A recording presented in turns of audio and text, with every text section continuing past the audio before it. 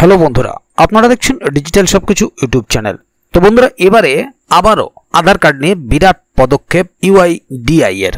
কারণ আপনারা প্রত্যেকেই জানেন যে বিভিন্নভাবে আধার কার্ডের জালিয়াতি হচ্ছে, আর এবারে জন্ম তারিখ নিয়ে নতুন ধরনের এক জালিয়াতি শুরু হলো আধার কার্ডে। আর সেই কারণেই ইউআইডিআই এর তরফে এই নতুন পদক্ষেপ নেওয়া হলো। কারণ আধার শুধুমাত্র পরিচয়পত্র নয়, স্কুল কলেজ থেকে শুরু করে ব্যাংক, সরকারি পরিষেবা সব ক্ষেত্রে এটা একটা গুরুত্বপূর্ণ ডকুমেন্ট, এটা আপনারা প্রত্যেকেই জানেন।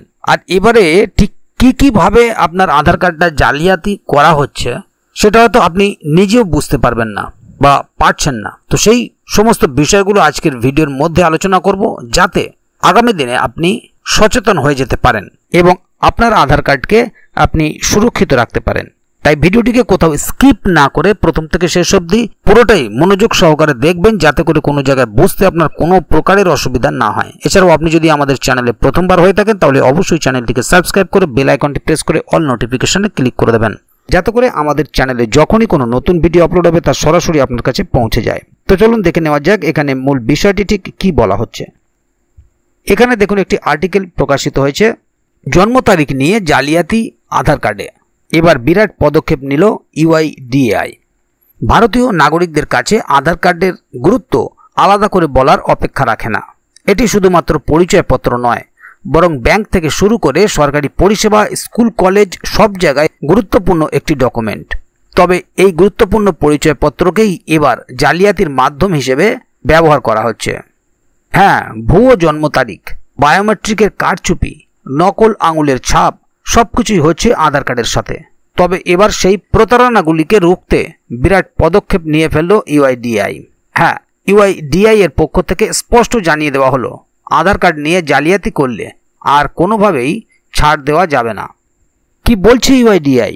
ইউআইডিএআই এর সিইও ভুবনেশ কুমার সম্প্রতি স্পষ্ট জানিয়ে দিয়েছেন, আধার কার্ডে জালিয়াতি রুখতে এবার তারা ব্যবহার করবে এআই টেকনোলজি এবং মেশিন লার্নিং প্রযুক্তি।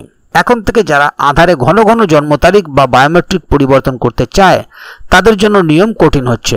শুধু তাই নয়, আবেদন প্রক্রিয়া সম্পূর্ণ অনলাইন রূপান্তর করা হয়েছে, যাতে ভুয়ো নথি জমা দেওয়ার সুযোগ না থাকে।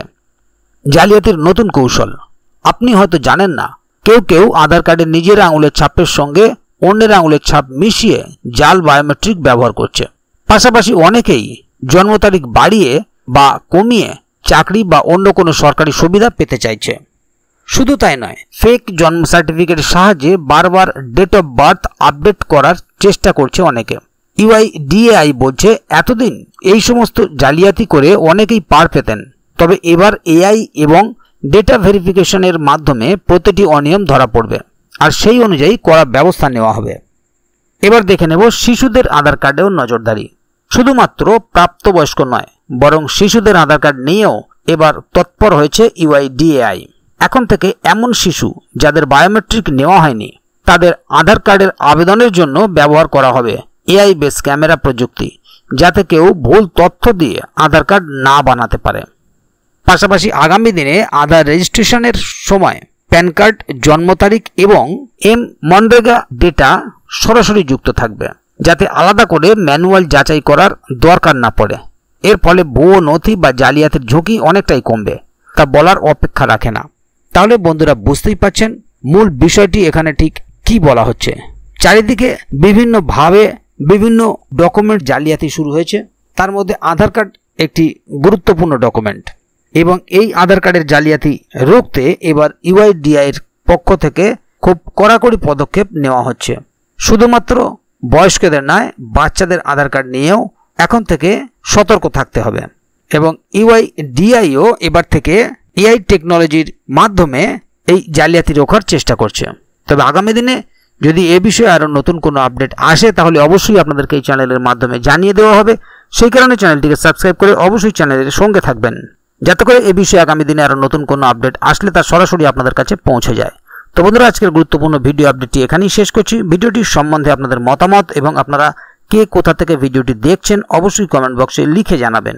ভিডিওটি ভালো লাগলে অবশ্যই একটি লাইক দেবেন এবং বন্ধুদের জানার সুবিধার্থে ভিডিওটিকে শেয়ার করবেন, যাতে তারাও বিষয়টি সম্বন্ধে জানতে পারে। ভিডিওটি শেষ পর্যন্ত দেখার জন্য অসংখ্য ধন্যবাদ। আবার দেখা হবে আগামী ভিডিওতে। ততক্ষণ পর্যন্ত ভালো থাকুন, সুস্থ থাকুন। ধন্যবাদ।